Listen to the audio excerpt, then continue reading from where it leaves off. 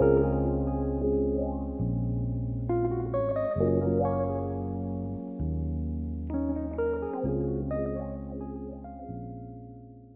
everybody, and welcome to Transforming Today show. This is Rebecca Weintraub, and we're here today with our guest, Mike Fabber. Welcome, Mike. Hey, thanks for having me. It's an honor to be here. So glad to have you. Yeah, so just like full disclaimer, like Mike and I don't know each other. We just like kind of networked like real fast. He had seen the show, wanted to be on it, and he passed a little interview phone call, I guess, is what he just told me. We're really not that professional here, but anyway, he passed and he's here, and he has an incredible story to tell us. So I want you to dive right in, and I want you to tell us about the transformation that you've had to get you to the point where today, really what you're doing is you're helping people find passion and making that their profession. Is that right? Yes, ma'am. You can say that. Hopefully, that's what I'm doing. Awesome. I'm trying at least. So what led you up to that point? A lot of things actually. You know what I loved about your show too was the stories. Like you get to see no longer your story, but also another person's story and how they can blend. And even though we're totally different lives, when you break it down, the foundation of all of us are pretty close, where you experience like struggle, loss, right? Hardships, right? It's like, yeah, I always said life's a great mix of constant struggle in some way. It just matters how you view it, right? And how you attack it. And when I was younger, I attacked it very aggressively. I would get angry sometimes, right? I was intemperate in my youth. But now it's much more look for the good, look for the gifts we have in life. So it's really my story. I would start when I was born. I was born without the ability to hear. I can now, clearly. But until I was 3 years old, I couldn't hear. And then, so I couldn't hear, so I couldn't talk. I didn't know what words sounded like. I didn't know sounds per se.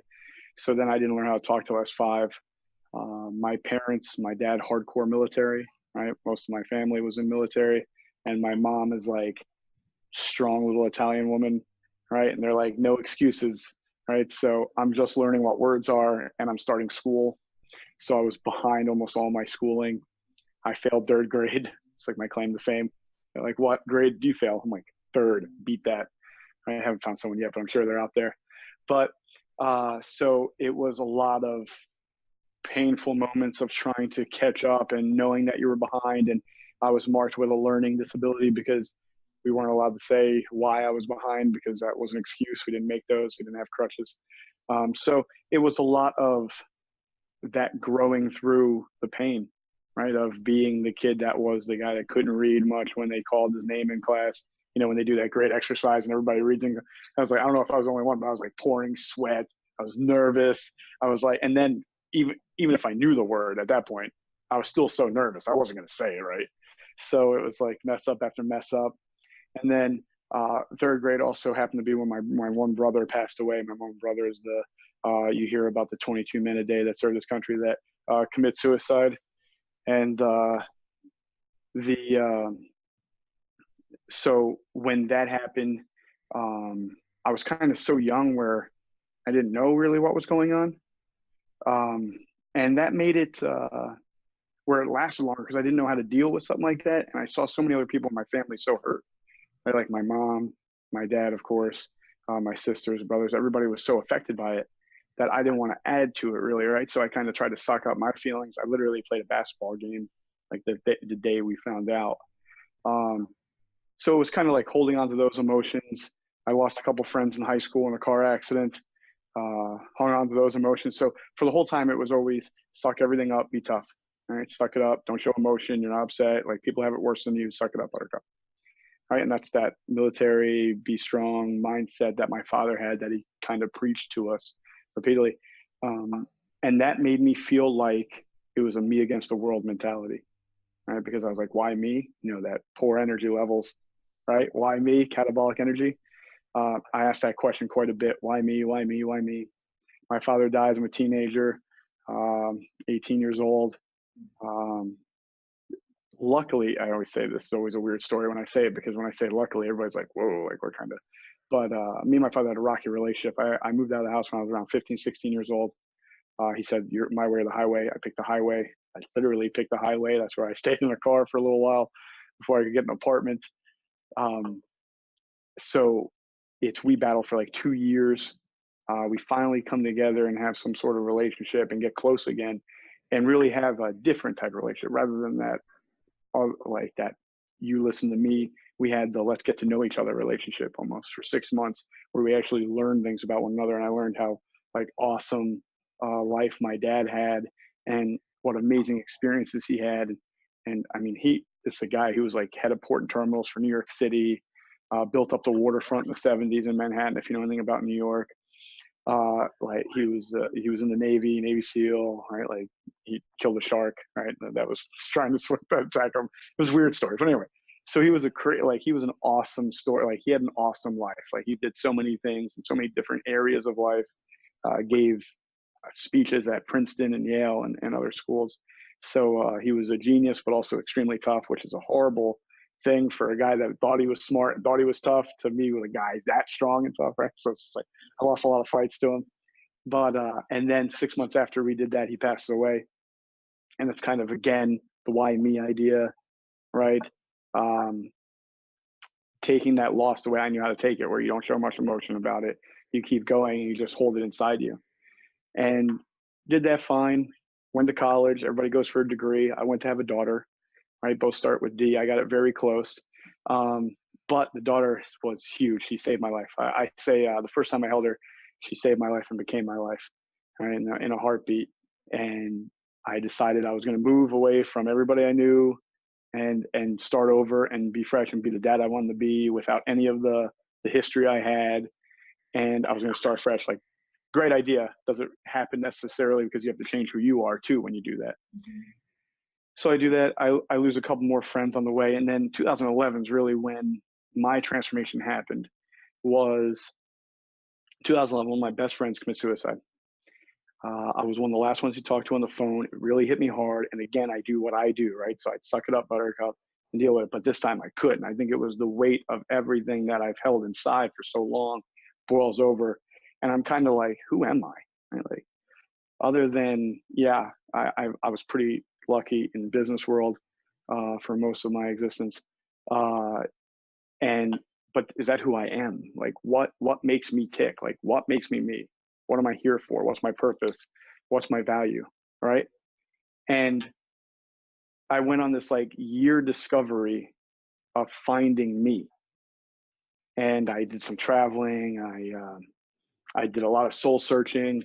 I found out things that were like therapy to me, like the ocean sound, right? Just the sound of the waves crashing, right?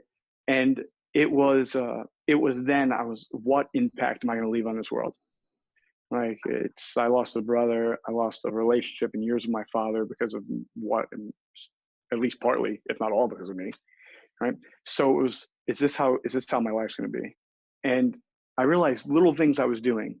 I coached basketball for now like 15 years. And I always thought it was because I love basketball and I wanted to win, right? I'm very competitive. I want to win. And it was like win, win, win. And then I go through a year, right? I'm this young, hot coach, right? I get a high school job, very young, in my mid 20s, low 20s. And I'm like, I'm going to be the next like Popovich, or, I'm going to be the next great coach. And I go 0-21-1. And we lose every game. And literally we almost got a forfeit that one draw, right?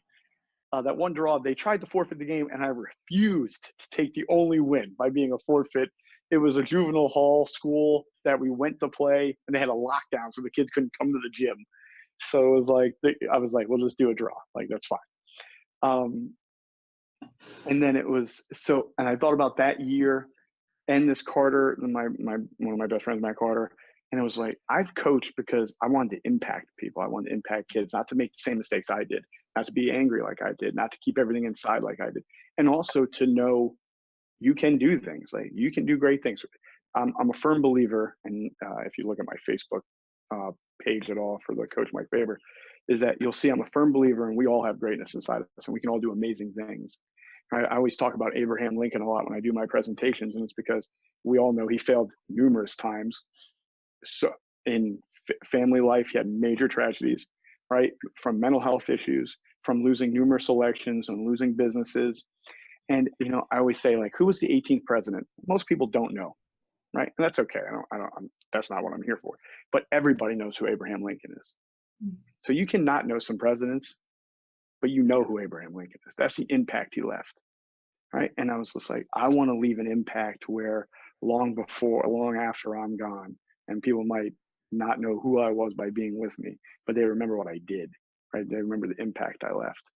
And that's what I kind of figured out after that, and doing the soul searching for a year and diving into a bunch of different ways. So in 2011, in 2012, I started becoming a life coach through Quest Counseling. Right? And that transformation happens. I work with the prison systems in Delaware in the mental health field for like 7 years, because I'm like, I'm going to make these guys all great, right? Like, and I started getting a lot of belief in myself, clearly, right? But so I'm doing that, and I'm doing the life coach on the side. I also have a couple other businesses I do, and I still coach basketball. And so I'm doing all these things. And then finally it was just like, my passion is making this impact and reaching the most people with the most positivity I can, to make them know, not believe, but know. This isn't like, I always say, like, I'm not here to ask you to believe something. This is science. Like, this is fact. We all have greatness inside. We can all do great things, right? Like the Wright brothers create flight, man-made flight from like a bicycle shop, when Langley has backed by the government to do it with all the best scientists on earth, and he doesn't do it. Like, because it's pure passion. If you're willing to go all out for something, you can do something. If you're willing to pay the price for admission, you can be great, right? So I had to figure out what kind of coach I was going to be, right? Like, I'm going to be a coach. Oh my God, that's so awesome. And then you're like, for a year, you're like, yes. And then you're like, well, what am I going to do, right? I can't just be like, no, I coach. And you're like, oh, all right, cool. So it was the idea that I went through, what made my heart leap, what made me tick, right? And it was that passion. And I was like, all right, so my understanding is there's 5 steps to live the life of your dreams, right? Find your passion, right? What's your purpose here? What makes your heart leap, right? How can you align that with your life, right? What's your mountaintop? What's the biggest thing you want to do all the way up here? What's the first step? And then get started, right? So I always say like that, and I do that part of my coaching I do for nothing. I just listen, like, this is to start you in the direction in where you'll take the struggle, right? You'll take the hard times, you'll take the sacrifice, you'll take the doubt, the criticism, all the non-believers, you'll take all the people saying you're crazy, or at least I do. And maybe that's amazing. But you'll take all that because of how much you care about it, of what excitement it gives you, of that spark inside you that doesn't go out when you're doing these things that you care and love and that really drive you. I said a lot there. I'm sorry. Yeah, no, I just need like a couple seconds to like really take all that in, because that is, it's really powerful, Mike. Like really, really, really powerful.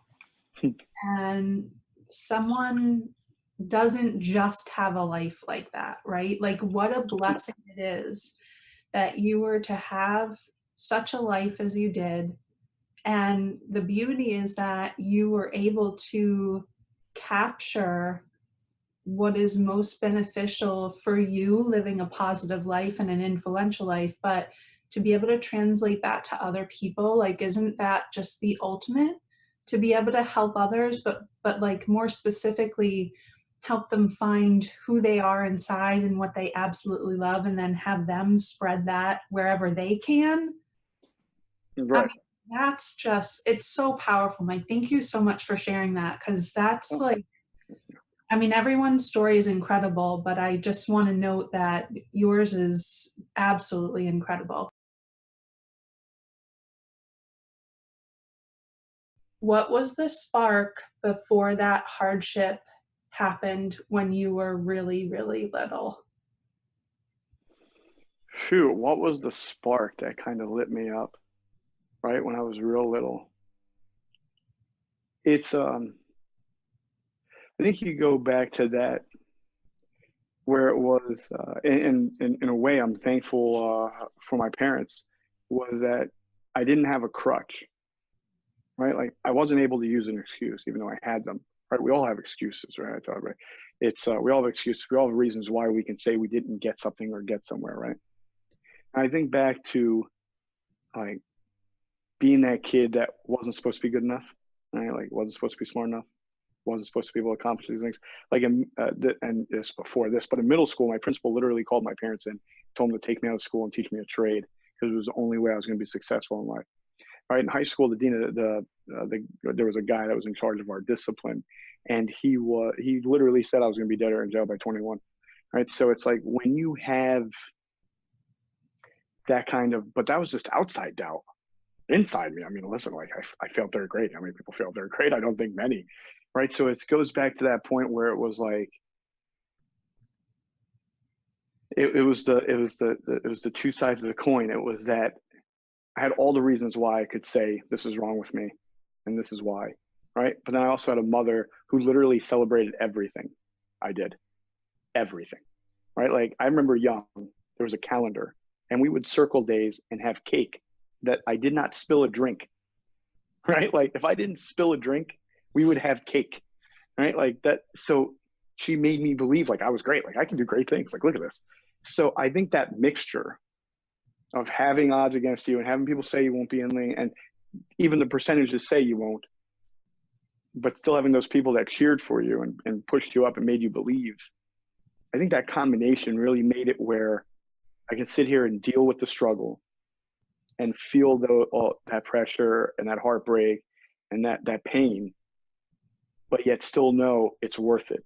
You're going to keep going. You'll get there. You'll celebrate. You'll eat cake. And I love cake. And how old, I do too. How old were you when that was actually a conscious concept for you that you understood? I think it was the second go around of third grade, to be honest with you.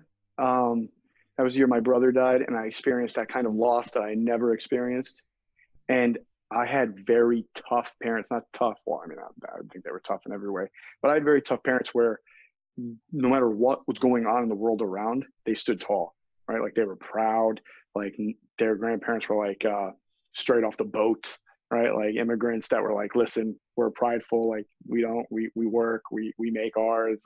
And they were big on preaching that. And then my parents were big on preaching that, right?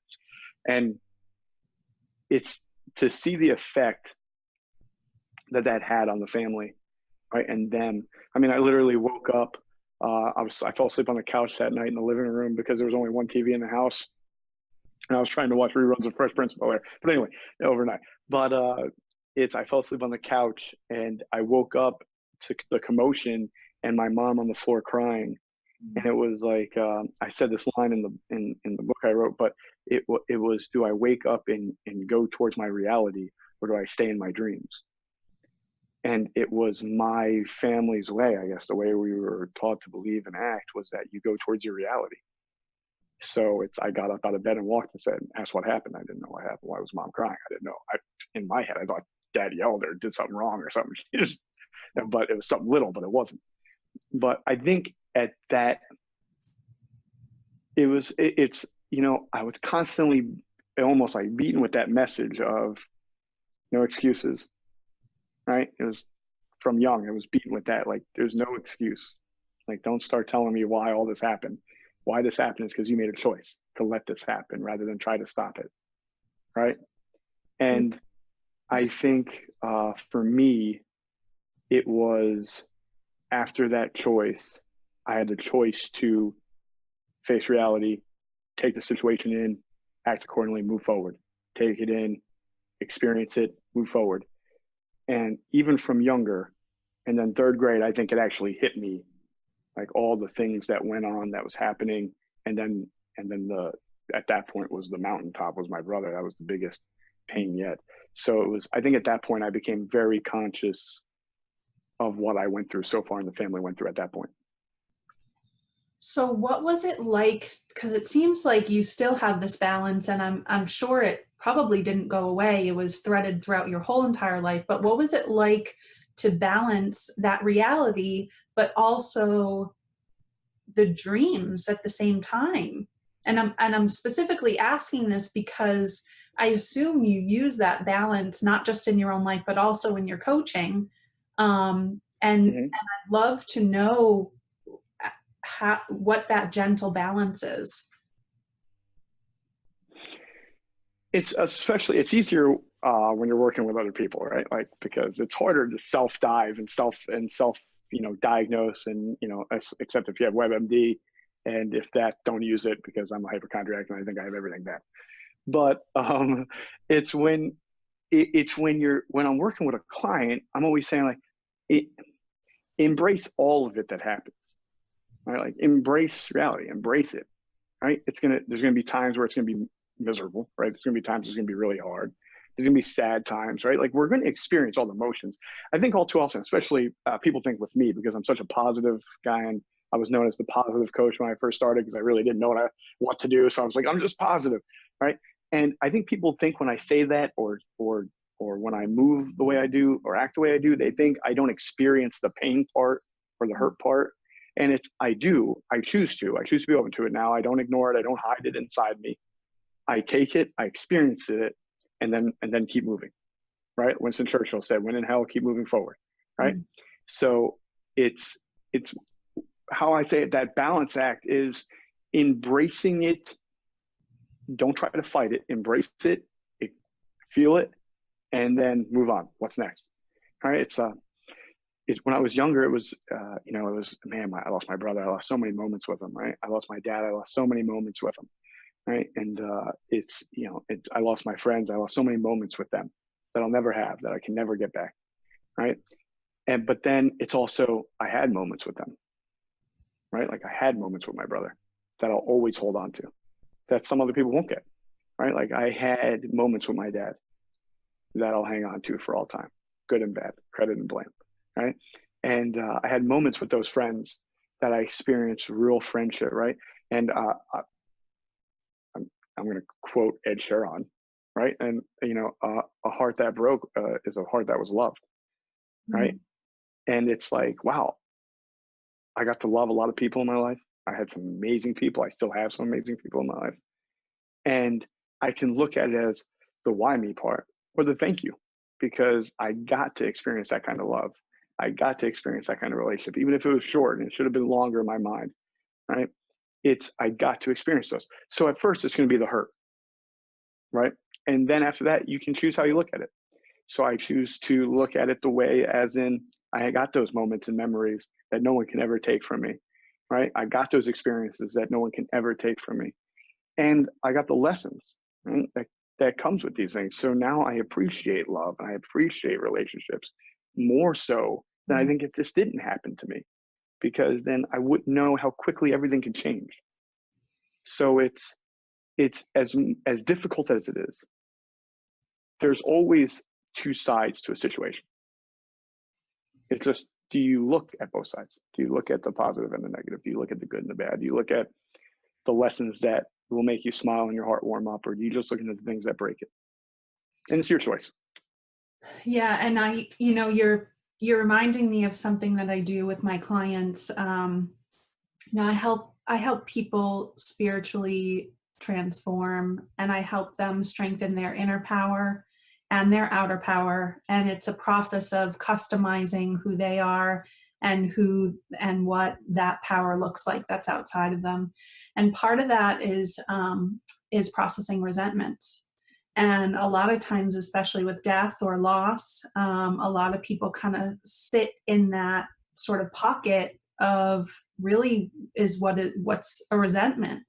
And it has, of course, anger and regret and a lot of other emotions that are attached to it. Mhm. And there's a process that I do with people to help them uproot that resentment and take a look at it. And as you were saying, like, you can look at it one way or another, or you can look at it 1,000 different ways. Like, it's all about perspective and how you kind of are able to see their side in a different way, but most importantly, your side in a different way, and how you are a factor within either what happened or whatever those emotions are. And you reminded me of something that I do with my clients. Sorry, I have a cat. See, low budget. Nice. This- so you reminded me of something that I do with my clients, which is called a quick reference thought. And what you do is, if there was, let's say your neighbor always leaves their trash barrels out and you're always like, oh God, why do they leave it out? Like you can't stand it. It's like 3 days after the trash comes and they're still out. I mean, there are ways to deal with that, right? You could obviously go talk to the neighbor, but if the resentment is so bad that you can, it's like there are things that you can do to process that. And when you come to that quick reference thought, you can think about that person and you can say, well, what about that person do I really admire or love? And it's like, well, they wear matching jewelry every time that I see them. Like, you know, their earrings, their necklace, like everything is always matching their outfit. And I really appreciate that, right? And your quick reference thought, instead of thinking of those trash cans that keep blowing down the street and aren't put away, you can think about that, how beautiful that woman looks in her jewelry and in her matching outfit. And it really is just a choice. You know, like there are things we can control, there are things we can't.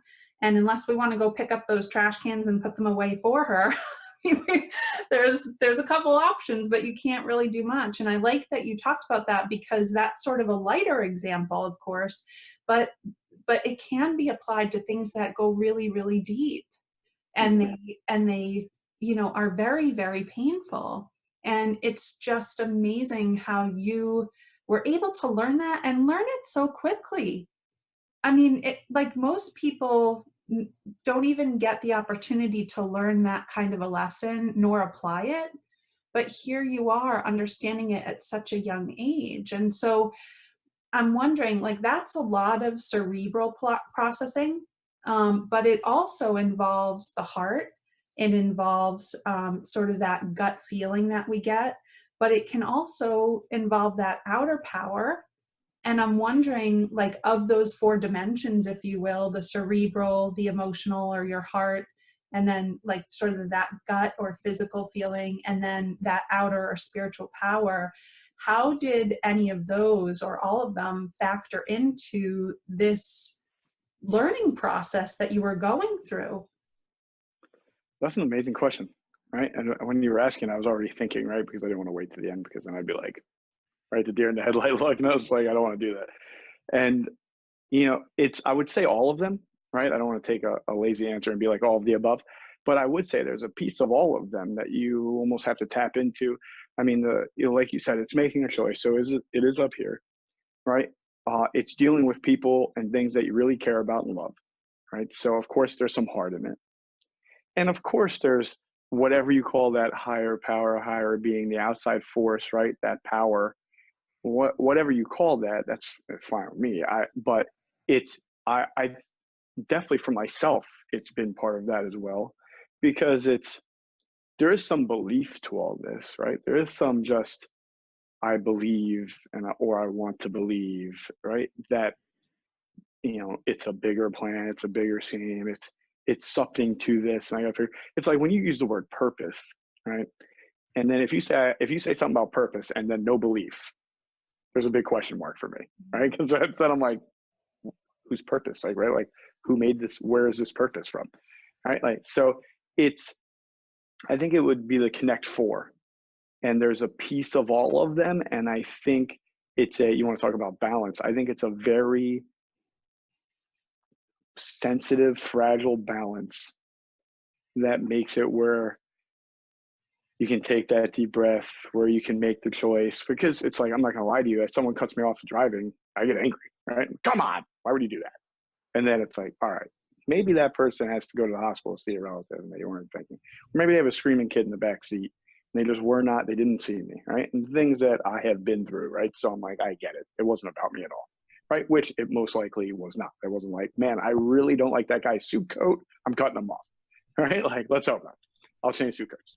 But so it's, to me, I can't change being human and having those human moments, but it's then I can change what happens immediately after. Do I stay in that anger state like I used to? Do I stay mad? Do I stay with the me against the world, catabolic energy, right? Or do I make a choice, right? Because you have choices. I love what you said there. That's one of my big things. I'm actually giving a presentation to a high school Thursday, or a couple of days. And one of the things I talk about is choices. One of the first things I talk about. And I always go over how they catch monkeys in Africa. And it's crazy to me how they do it. but it's really about, and it's when you take that into the human aspect of life, you're like, whoa, there's so many things I do this with. But we all have a choice. We might not want to acknowledge it or admit it because it's easier saying that, well, I did because they did this, or because this is happening, I did this, right? It's that scapegoat, it's that excuse. But really, we all have that choice. And I think when you make choices like this that we're talking about, like this life changing, this really like identifying oneself, diving into yourself, living the life for you, right, of your purpose, of your passion, I think it's all four of those things, if you admit it or not.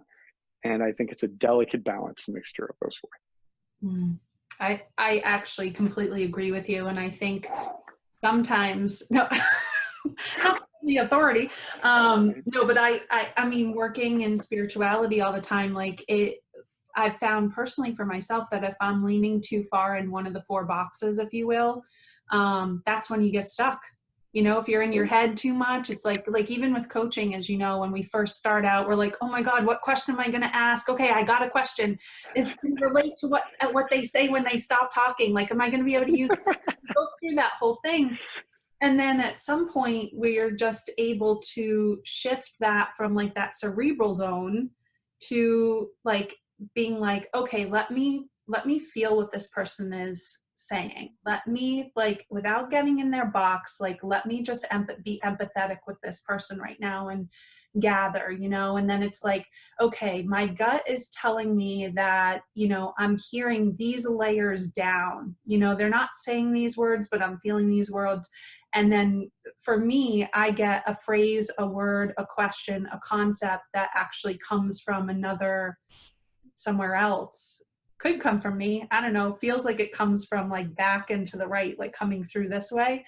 But that's like how I coach. I have to be balanced in all four in order for like a great question that's going to move that person forward, or a concept that I can present that maybe they were not considering. And you know, you can apply that to your life as well. Like when you're making decisions in your life, or especially if they're quick decisions on the road, as you said, oh my God, this person's driving crazy. Like, do I go left, right? Do I slow down? What do I do? It's like, the more we can be balanced in those four, the more we actually don't have to make a choice, because it's literally just like sitting right there for us. It's the easiest choice that we can go with, because it's completely in the flow. So I do love that you said all four, because that connects me to you even that much more. Like it's sort of a philosophy, I think, of life, that just makes life easier.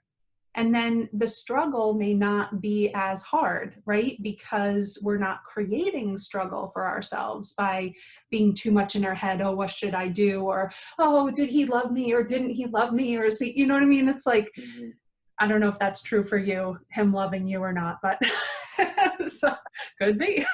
Yeah, sure. But, you know, it's, that balance is just so important. So let's talk about, when it comes to your clients and when you're working with your clients, you clearly have so many lessons that you have gathered up until this point in your life. How do you not only thread those lessons through your coaching, but at the same time allow your clients to develop naturally, especially like in a session, instead of guiding them, more so letting them guide the session, as we believe in coaching? Right. One, I talk a lot less than I've talked in this. All right. Like you said, powering questions, so I can really figure out their mindset on something, how they feel about it. And you know what's funny is you talked about the four areas, and you know, and it's how it aligned us even more so. And I'm glad that I got that without even having any real research. But it's something with your clients that you also want to see when they're thinking with their heart and you feel the emotion of it, right? But also when they're thinking with their brain and they're trying to use logic with it, or when they're like, I just have this feeling, right? And then you know that they're thinking from this like outside kind of push, and I want to know all of those. I want them to say all of those. I want them to acknowledge all of those, because then they might have a better idea for themselves on why they feel the way they feel, how they feel exactly, and where they feel is best for them, right? Because what was best for me doesn't necessarily mean it's best for you, right? I understand that 100%. My journey was my journey, your journey is your journey, and we have to travel those for us. So it's really, I really try extremely hard not to ever put my assumption pile into their story, because our assumption piles are different. And just because I feel a certain way doesn't mean they will, and I can't let it affect their journey. So I pay attention to, and I'm very conscious of making sure I keep my story out of their story. We keep it separate. I mean, heck, even the title of the book, Your Story, right? It's not about my story. It's about your story, especially with your clients. And to me, it's all right. You have these feelings now, you know how you felt, you know what you thought, it's like, what your heart told you. Now, where do you see was the issue, or where do you see this going, or where do you want this to go? And just asking those questions, that really makes them tap into them. The only thing I really try to use from, because of my experience, is the power of choice. Mm-hmm. Is that we have choices, right? Like, you don't want to be with a guy that treats you like garbage. Choose, make the choice. Because even if you don't leave, you're making that choice too. Like, either way, it's a choice, right?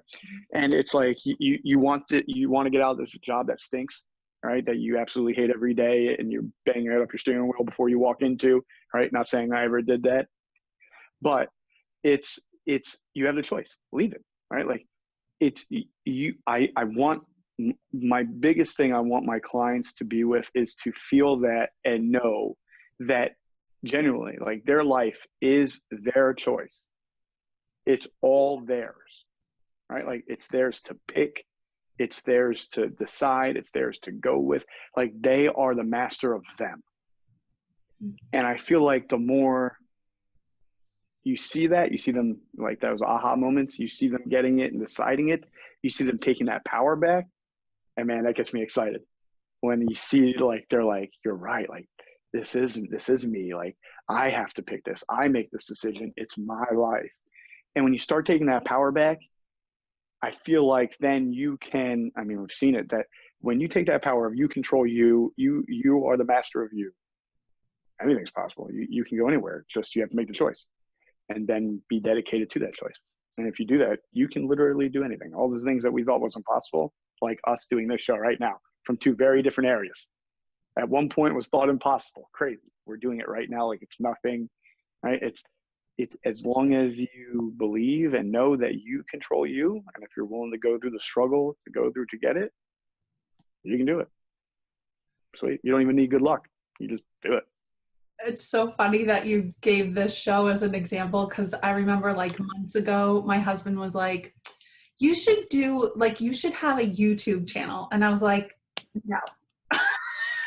And he was like, no, seriously, you should just, like, get on and talk about stuff. And I was like, no. And here we are. Yes, ma'am. So, and it was funny too, because like, he dropped it after that. And then a couple months later, I was like, you know what I'm going to do? That sounds very real life to me. So I was wondering, what's like a great lesson that you've learned either from your clients or while working with your clients? A lesson? Man, the power of oneself. You see, because I don't know. I always say, like, to this equation, I'm very minuscule. I'm just going to give you the space. I'm going to ask you some questions. Really, the rest is up to you. However you decide you want to do this, if you want to make this long drawn out or not helpful, you can make that decision. You can do that. Like, I'm not the wanderer. You don't come in here, I'm like, boom, you figured it out now, go. Right? I wish that would be easy. Right? Plus, that'd be pretty cool. But it's to me, it's like the greatest gift is those power moments when it's like, I'm on, like, I got it. Like, this is it. Like, that, you see that passion come out of them and that focus, and they're like, and it's a complete different person that sat down in front of you one of the first times you met, or sat on the screen, or the first times you met, or on the phone. And it's those are the lessons where I'm like, and it's sad. It's almost sad in a way, right? I gain, I gain strength from their strength, Mm. right? Like, I don't know if I'm a different breed or what, or if people feel this, I always feel like I'm weird, right? It's like other people succeeding. Like when I saw your show the first time, I was like, this is awesome, right? Just the power in which you were like, I'm going to do this, and we're going to have people on, and we're going to talk about transformation in life, because that's what I do. And we're going to talk about people's stories and how this can help other people and relate to other people's stories. And no longer are you empowering the coach sitting here like me today to be able to say a story and say about themselves and promote themselves in a way. But also anybody that can get anything from one of our stories today, you helped, right? And just, I that motivates me, like that inspires me, like that empowers me, because I see these people doing it, I'm like, I want in. Like, take a line out of a movie, The King of New York, right? Frank White, he's like, I don't care if there's in the sold the park, I want in on it. And it's like, you guys make me feel like, I'm like, I want in on this. Like, I want to impact people. I want people to see that they can do amazing things. Like, I want people to be willing to go for it. It's it was funny in that IPEC community Facebook room, someone said, like, what would be your cliche name for your coaching business if you did those? And I said, I'm the you can do it coach. Because it's like, literally, I was like, tell me what you want to do. You can do it. Like, it's like, whatever you want to do. I made a bet with Mark Cardone on his show that I would dunk a basketball within a year. What? But I'm like, I can do it. Like, why not? Like, I got legs, like they work, like I can figure it out. Like, I'll work. So now I'm in the gym every morning working, right? Doing 1,000,000 box jumps to be able to dunk this basketball in 340 days. All right. It's just like, we're amazing creatures. Look at where we came from to where we are. Like, it's like, we're amazing. And so let's be amazing. Like, why pretend like we're not? We've already been proven we are. Let's go be amazing. And when I see people doing that kind of stuff, I'm just like, I want in. Like, I'm in. What can I do? How can I help? How can I be part? I completely agree with all of that. Like, I think, I'm not sure if it takes, overcoming is not the right word. I'm not sure if it takes accomplishing or experiencing something that's so remarkable that you can't believe is even real, but it actually happens. Like, Mm-hmm. that happened for me. So I don't know if that has to happen, but like, I've had things happen to me where I've gotten lost in the woods at night, and I didn't have a cell phone, and I didn't have like any way of figuring out where I was. And yet I just visualized like someone coming out of the woods that wasn't a mass murderer, like saving me. And I was just chanting, help, I'm lost, help, I'm lost. And a person came out of the woods and he was laughing. And I was like, oh my God, thank you. And he's laughing. I'm like, why are you laughing? And he said, help, I'm lost, help, I'm lost. I figured I'd come and with you, right? And it's like, for me, like, I've had experiences like that in my life, like enough times where finally I just like woke up and I was like, maybe there is something out there that really loves me, wants the best for me, is going to help me get whatever I want. And if I just get out of my own way and I'm clear enough about the things that I do want or the things that I need, like, maybe that thing is going to help me get it. Mm-hmm. And I've proven to myself time and time again, like, that's mainly why I'm a spirituality coach, just because a lot of that clearing has to be done. You know, we get Mm-hmm. in our own ways. And once we Mm-hmm. clear ourselves out, like, it's, as long as you're clear on what you want, like, Mm-hmm. you get to tap into the power that makes food come up out of the ground Ground. when the sun's set at night. Like, Right. Like, don't you want to tap into that power? I mean, right. it's like, there's like your own, like getting your own power to the point of where you can feel inside that, like, there's just an energy flowing through you, and then you plug that into a power that's even bigger than that, and now you're just completely plugged into anything can happen. Like, that's what life is about, in my opinion, my humble opinion. Like, doing that work is so worth it. And it is a struggle, like you said, like it's Everything worth definitely it is. a struggle. You've got to look at some stuff that you don't want to look at. You've got to feel some things you don't want to feel. You've Mhm. got to like do some things that you've never done before, or do things differently that you have done for so long. Mhm. But if it's not working for you, try something else. Like try Mhm. doing the work, and it'll certainly get you there. Um, it's just amazing to keep finding something else that you want, and that moment where you're like doubting, oh my God, is this even possible? But just as soon as you're doubting it, you push it away and you just say, yes, it's possible. It's absolutely possible. It's So funny when you were saying spiritually, it reminds me of plant the seed, mm, right? Like you don't have to do anything with the soil. Right? You don't have it'll rain, right? Like the sun will come up. You don't have to do it, but you have to plant the seed, mhm. right? Like you have to do the work. And even when you in the woods of having that vision of someone, but if you weren't yelling, "Help me, I'm lost. Help me, I'm lost," that person would never have come. You still have to plant the seed, right? And when you were saying that story, I was like, man, that is so like beautiful in a way where it's so descriptive of life. It's like if you ask for it and are willing to do what it takes to get it, you probably will, as long as you're dedicated long enough. And it's the other part that you said about the loss and the struggle. It's I always say this, like it's part of that. I bring in poker, right? You would say I'm a little bit of a gambler, but aren't we all? We're all living. But it's almost like the ante in which to play the game. We're going to experience pain. We're going to experience loss. If you try to do nothing, you're going to experience it. If you try to do everything, you're going to experience it. So if you're going to experience it either way, you might as well try something crazy while doing it, right? It's like, why sit back and just take the pain? Let's make some glory things too. Like, Yeah, and I think, a lot of times it's because we fear not making it, or not getting it, mm-hmm, or not achieving it. It's that little bit of fear that says, what will we look like if we fail in front of everybody?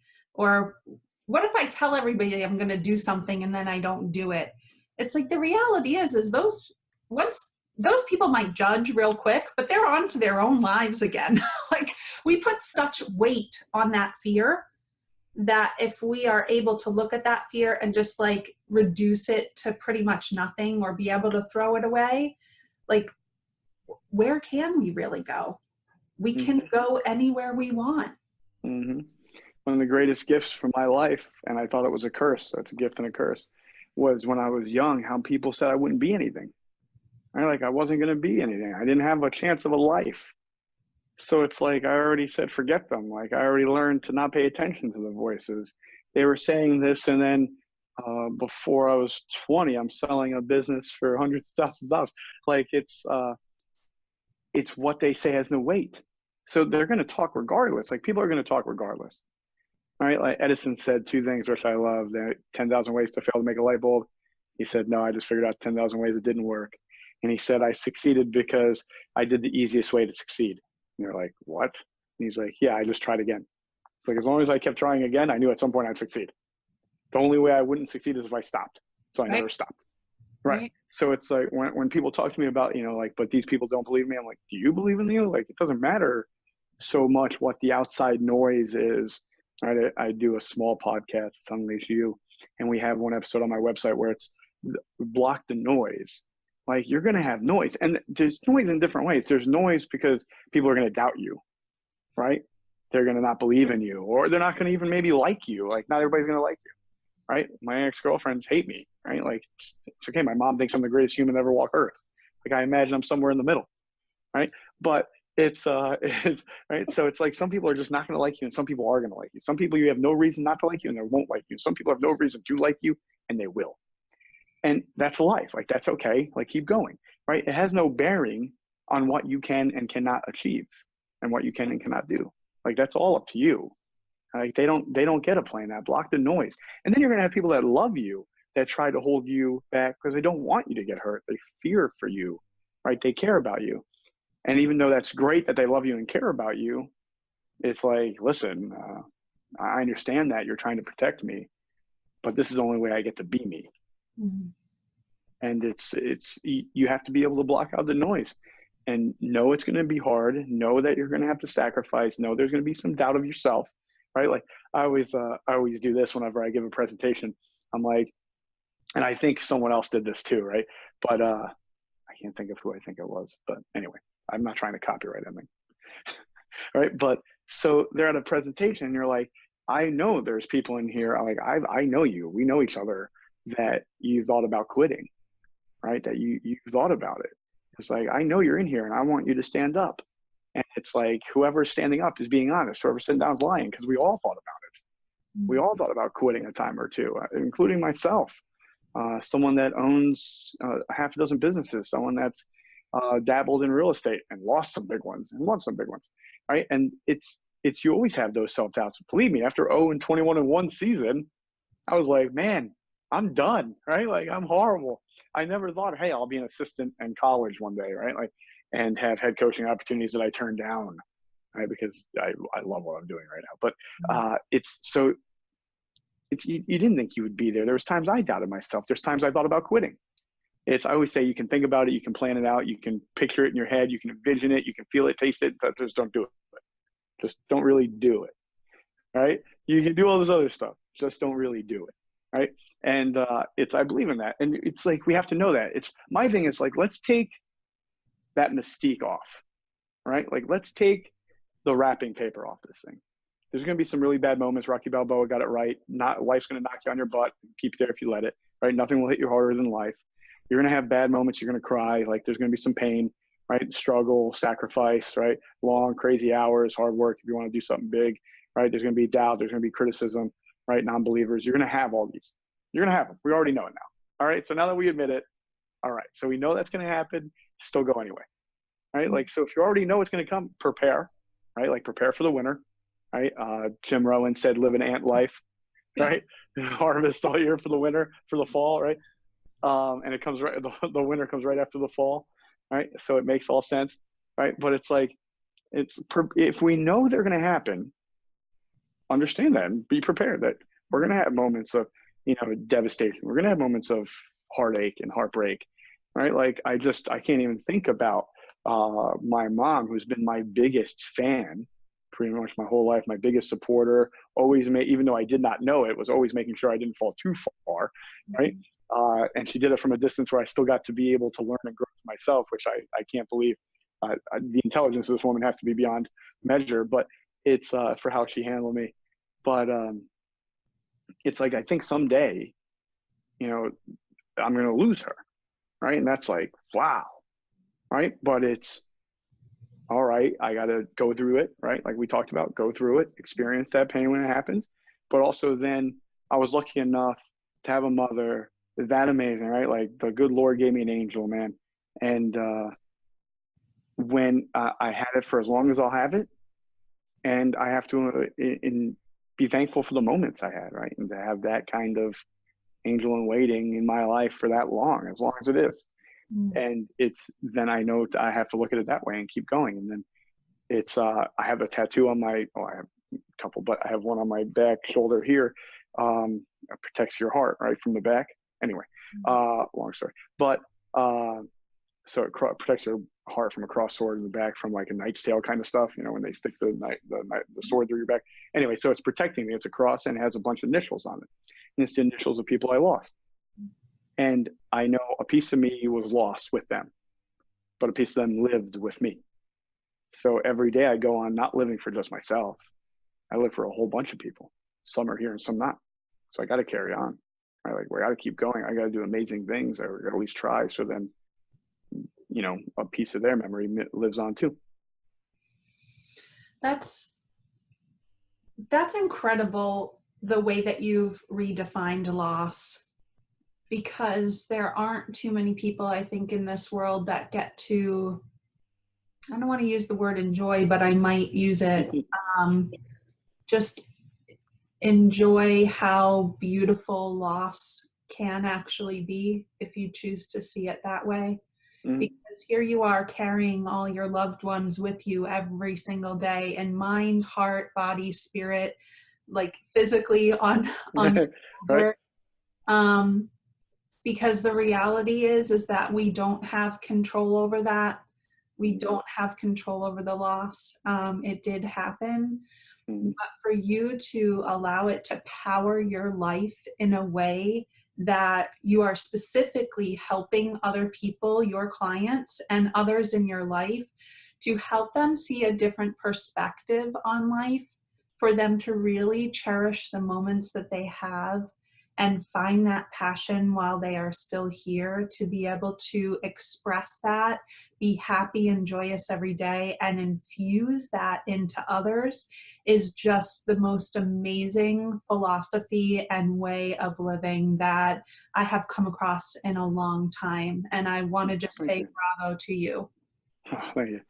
I don't know. Sometimes I feel like, we all have our path, right? We all have our journeys, right? And it's like mine, I experienced, I always said, everyone's life is different. Everybody went through their own hard, right? Like, who are you to judge someone else's hard, Mhm. right? And mine was, I experienced a lot of loss.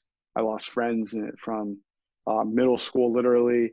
The guy that was on the high school team, basketball team that I looked up to a little bit and enjoyed, and it was always nice and friendly with me, came down with leukemia and then passed away. And then losing friends in high school in a car accident, and then losing some friends in college, other accidents, having a friend overdose, having a friend commit suicide, right? Losing my brother, losing my father, right? You go through all this loss, and it was just like, this all can't be just to take pain, right? Like, it can't be to prove to me, like, you could take so much pain, brother, right? Like, that can't be it. So what is it? Like, what do I want to see? What am I not seeing that I should see? And it was that we focus so much on the loss and not on what we had. And it's like, then I started telling people I knew, I was like, listen, if anything happens to me, celebrate my life.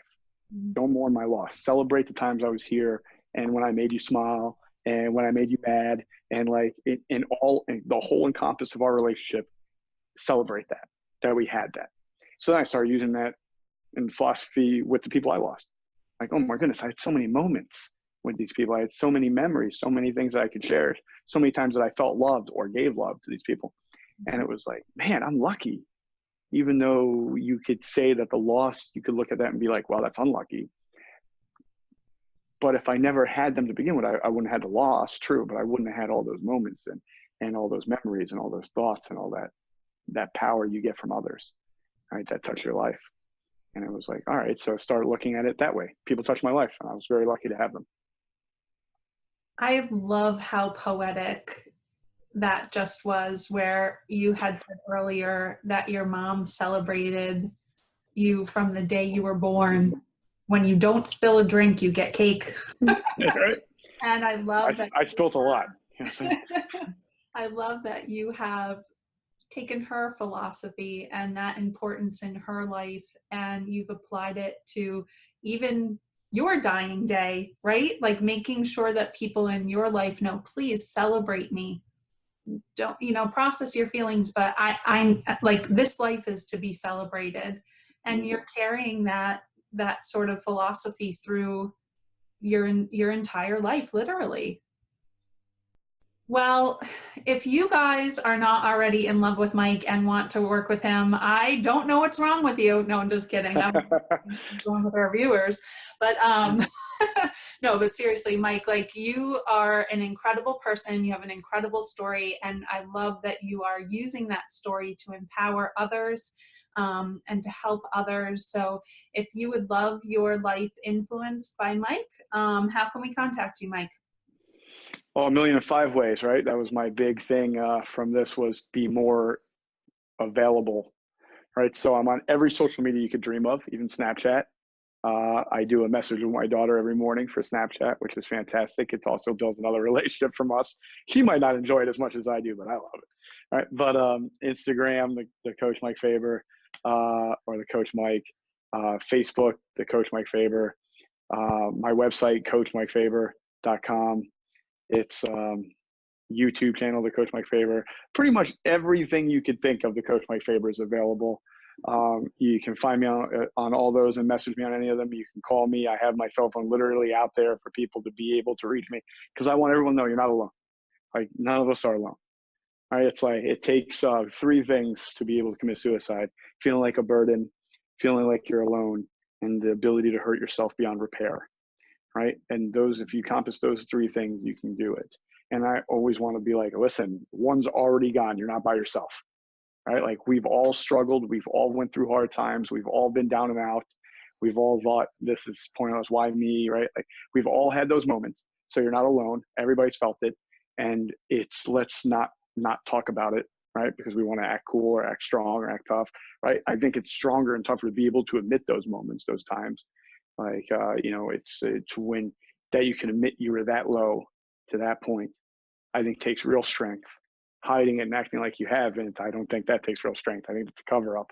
Right? It's like the years that I hid the pain. I don't think that was strong. I think it was me hiding it from everybody else, so they didn't know how bad I was hurt.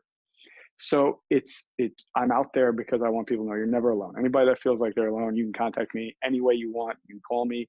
I don't really like talking, even though you can't tell that by this or the presentations I give or anything else. I love listening and learning people's stories and hearing about them. So thank you very much. And that's the ways you can find me. I think I said everyone. You can email me, Coach Fabber at AOL. I'm one of the few remaining dinosaurs that have AOL.com. I won't make fun of you. That's a whole nother episode. But, do you have a book as well? I do.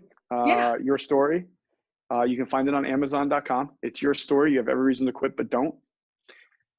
And it kind of goes through little pieces of my life that I look back now and learn lessons from and build strength or confidence, or even just the knowledge that I've went through things, that I can go through things. Like, I've already shown I wasn't fragile. Don't think I am now. But then really the point of the book was, at the end of each chapter, I asked questions when you felt certain ways in your life. And then we have some pages with lines on it that are blank that you can actually write where you've kind of gathered this or learned this or felt this. And you can take those pages out, put them together, and you have your story. You have every reason to quit, but don't. Isn't that wonderful? I love that concept. Thank you. Great. I wanted to do something different. So that was my idea. Yeah, love it. Absolutely love it. All right, everybody. Well, now's our time to come to a close with our episode. And I want to really thank you, Mike, for being on with us today. It was an absolute pleasure. And it was interesting because we kind of got to know each other on the fly, which was really fun, actually. And I hope it made for a great interview for all of you guys. So, that's it for us. And we will talk to you next time. Thanks so much. Thanks, Mike.